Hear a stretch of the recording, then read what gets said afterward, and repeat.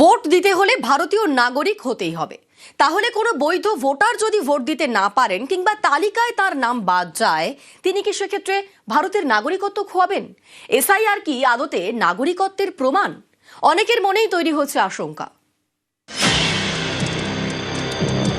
প্রথম থেকে বলা হচ্ছে এসআইআর শুধুমাত্র ভোট দেওয়া না দেওয়ার তালিকা তৈরির জন্য, কিন্তু পরিস্থিতি যা তাতে এসআইআর আদতে নাগরিকত্বের প্রমাণ বলেই মনে করছেন অনেকে। বৈধ ভারতীয় হয়েও ভোট দিতে না পারলে নাগরিকত্ব চলে যাওয়ার আশঙ্কা তৈরি হয়েছে অনেকের মনে। ভারতীয় সংবিধান অনুযায়ী নাগরিকত্বের অন্যতম প্রমাণ ভোটাধিকার। ভারতে বসবাসকারী বিদেশিদের ভোট দেওয়ার অধিকার নেই। ভোট দিতে হলে 18 বছর বয়স হতে হবে এবং অবশ্যই ভারতীয় নাগরিক হতে হবে। উল্টো দিক থেকে অনেকের যুক্তি, যিনি ভোট দিতে পারবেন না এবং যার ভোটার তালিকায় নাম নেই তিনি তাহলে ভারতীয় নাগরিক নন। এসআইআর প্রক্রিয়া এবং এই আশঙ্কাকে আরো জোরদার করছে, যে কারণে আশঙ্কিত মতুয়াদের নেতা শান্তনু ঠাকুরের বক্তব্যেও সেই ইঙ্গিত মিলেছে। 50 লাখ রোহিঙ্গা মুসলমান যদি বাদ যায়, সেখানে 1 লাখ আমাদের লোক যদি বাদ যায়, তো আমাদের এটুকু একটু সহ্য করে নেওয়া উচিত। এই কারণে ওপাশে রেশন তোলার সময় মার খেয়ে আমার দিল হাতে করে নিয়ে আমার এপাশে দৌড়ে আসতে হয়েছে। তো এখন যদি তার সাথেই আবার আমার এখানে রেশন তুলতে হয়, তাহলে আমি প্রতিশোধটা নেব কবে? তো প্রতিশোধ নেওয়ার সময়। শান্তনু ঠাকুর মতুয়াদের আশ্বাস দিচ্ছেন ঠিকই, কিন্তু তাতে আশঙ্কা দূর হচ্ছে না। মনে করছি এখন এই 28 তারিখে যদি আমাদের ভোটটা না থাকে, আমাকে তো ঝানে পানের মাঠে মারা আমাদের। চারিদিক থেকে যে ভোট কাটা যাচ্ছে, সেই আতঙ্কেই তো আমরা শেষ হয়ে যাচ্ছি।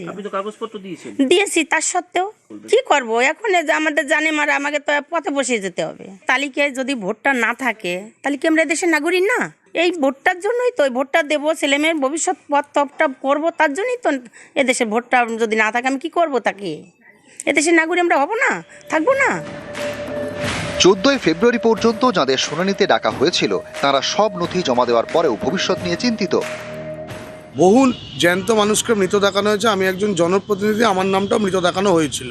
মৃত দেখানোর পর আমি সমস্ত প্রসিডিওর মেনটেন করে ফর্ম তো জমা দিয়েছি আবার, কিন্তু বাই চান্স যে ফাইনাল ভোটার লিস্ট হবে সেখানে যদি আমার নাম না থাকে, আমাকে তাহলে কি কোর্টে গিয়ে আমার নামের যে নামটা আনতে হবে, মানে ভোটাধিকারের জন্য আমাকে কোর্টে যেতে হবে, নাকি কি করতে হবে? আমি খুব ডাউট প্রকাশ করছি এখানে। বাবার 2002 সালে নাম ছিল দেশ সরকার, আমাদের টাইটেল, কিন্তু দেশ সরকারটা একসাথে ছিল। কিন্তু 2025 সালে দেশ সরকারটা আমি আলাদাভাবে লিখেছিলাম। হিয়ারিংয়ে তো গেছিলাম, হিয়ারিংটা করে এসেছি। এটা তো ভুল নয়, কারণ আমার তো 2002 সালে আমার বাবার আছে, আমার থাকবে না, আমি ভোটটা দিতে পারবো না 2026 সালে, তাহলে তো আমার যেতেই হবে, আইনের দ্বারস্থ তো হতেই হবে আমার। 28 ফেব্রুয়ারি প্রথম ভোটার তালিকা প্রকাশ করবে কমিশন। তারপর ধাপে ধাপে তালিকা প্রকাশ হবে। মনোনয়ন জমা দেওয়ার শেষ দিন পর্যন্ত তালিকা প্রকাশ করা যাবে, কিন্তু সেই তালিকায় কোনো কারণে কোনো বৈধ ভোটারের নাম বাদ গেলে তিনি আর এবার ভোট দিতে পারবেন না। সেক্ষেত্রে নানা জায়গায় ক্ষোভ বিক্ষোভ, অশান্তির আশঙ্কা। কন্টিনিউয়াস রিভিশনে বা সাপ্লিমেন্টারি লিস্টটা যদি প্রকাশিত নাও হয়, তাহলেও কিন্তু আইনের লঙ্ঘন হচ্ছে না। সেটা লাস্ট ডেট অফ নমিনেশনের আগে অবধি যতটা ওনারা নিষ্পত্তি করতে পারবেন ততটুকুই উঠবে। যদি এরকম হয় তাহলে কিন্তু তারা এবার ভোটাধিকার দিতে পারবেন কিনা সন্দেহ আছে।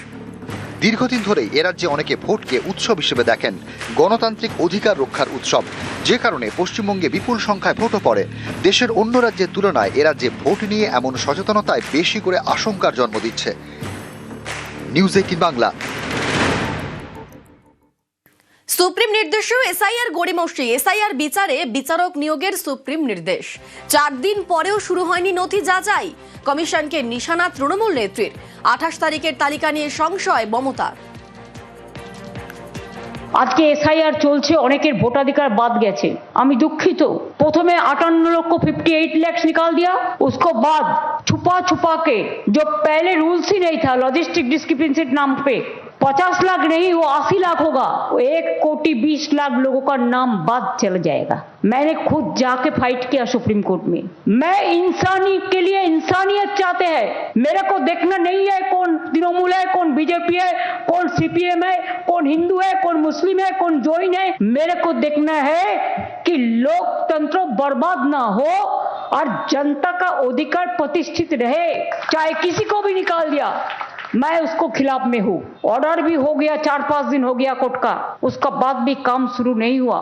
मेरे को पता नहीं है 28 तारीख में जब लिस्ट निकालेंगे तो लोगों को मन में जिसको नाम नहीं रहेगा कितना दुख होगा। जियो और जीने दो।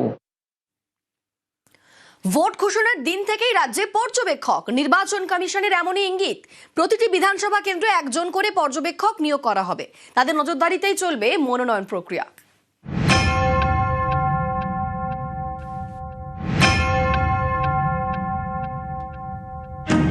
এখনো ভোট ঘোষণা হয়নি, তার আগেই রাজ্যে আসছে কেন্দ্রীয় বাহিনী। ভোট ঘোষণার আগে বাহিনী, আর ভোট ঘোষণার দিনই রাজ্যে পর্যবেক্ষক। নির্বাচন কমিশনের ইঙ্গিত, প্রতিটি বিধানসভা কেন্দ্রে নজরদারির দায়িত্বে থাকবেন একজন করে পর্যবেক্ষক। চলতি বছর পশ্চিমবঙ্গ সহ 5 রাজ্যে ভোট। সবকটি রাজ্যেই পর্যবেক্ষক পাঠাতে পারে নির্বাচন কমিশন। দেশের 1444 জন আইএএস, আইপিএস, আইআরএস এবং সেন্ট্রাল সার্ভিসের অফিসারদের প্রশিক্ষণ শুরু হয়েছে। এই পর্যবেক্ষকরা মনোনয়ন প্রক্রিয়ার উপর নজরদারি চালাবেন।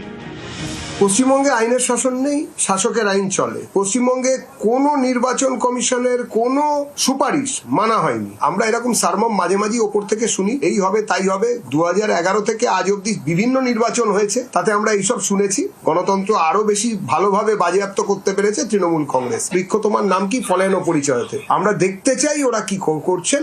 কেন্দ্রীয় পরিযায়ী পর্যবেক্ষকরা আসবেন।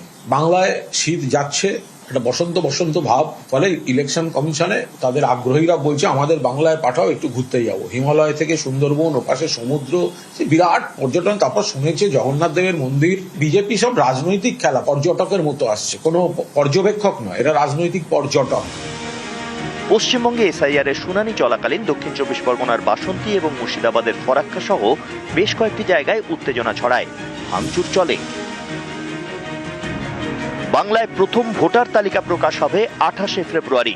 তারপর মনোনয়ন জমার শেষ দিন পর্যন্ত দফায় দফায় তালিকা প্রকাশ করা হবে।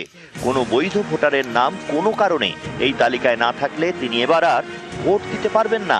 এর জেরে নানা জায়গায় ক্ষোভ বিক্ষোভ, অশান্তি হতে পারে।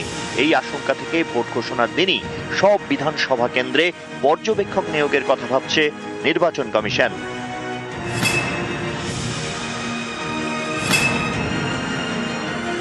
কেন্দ্রীয় বাহিনী গাছের তলায় শুয়ে থাকে, নাগরিকের ভোটের অধিকারটা লুট হয়ে যায়, তো বরাবর দেখে যাচ্ছি আমরা। কি করছে নির্বাচন কমিশন জানা নেই। আরে ভোটার তালিকাটা কি হলো, কোথায় কি পর্যবেক্ষক আসবে, তার উপর কি নির্ভর করবে আমি জানি না।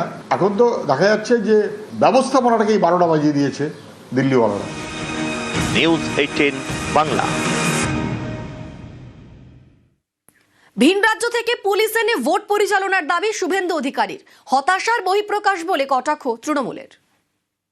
আমরা অপেক্ষায় আছি নির্বাচন কখন ঘোষণা হবে। নির্বাচন ঘোষণা হলে ডিজি থেকে আইসি পর্যন্ত খোল ললচে বদলে যদি নির্বাচন করতে পারেন, বাইরের রাজ্য থেকে যদি এসপি আইপিএস অফিসারদের এনে বসাতে পারেন, তাহলেই কেবলমাত্র পুলিশের যে গুন্ডামি, পুলিশের যে রাজনীতিকরণ, এটা বন্ধ হবে।